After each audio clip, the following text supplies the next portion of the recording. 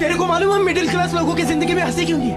मालूम क्या तेरे को नहीं मालूम। मैं बताता हूँ पूरा का पूरा। घर गृहस्थी, रिश्तेदार, इधर का कर्जा, उधर का कर्जा, इधर का लोन, उधर का लोन, बहन की शादी, माँ का मंगलसूत्र, बाप की दवाइयाँ। साला आज घर में तेल नहीं है तो कल घर में तेल, आटा, दाल, शक्कर कुछ नहीं होगा अगर एक दिन मैं काम पे नहीं गया तो। मालूम क्या, सपनों को साइड में रख के कैसे जिया जाता है ये हम सब। तेरे को मालूम आज मेरी माँ का कॉल आया मेरे को। क्या बोलती, बेटा काम काज कैसे चल रहा है, सब बढ़िया ना? मत ना अभी क्या बोलूं मैं उनको? है ये जब मैं 500 रुपए रखे 2000 के दे के राखी खुली ले रखी, उसमें मुझे देना पड़ेंगे। कहाँ से लाऊंगा मैं ये चीज? उधर अगर मेरे बाप को पैसे नहीं पहुंचाए ना, कभी भी कुछ भी हो सकता है उसके साथ में।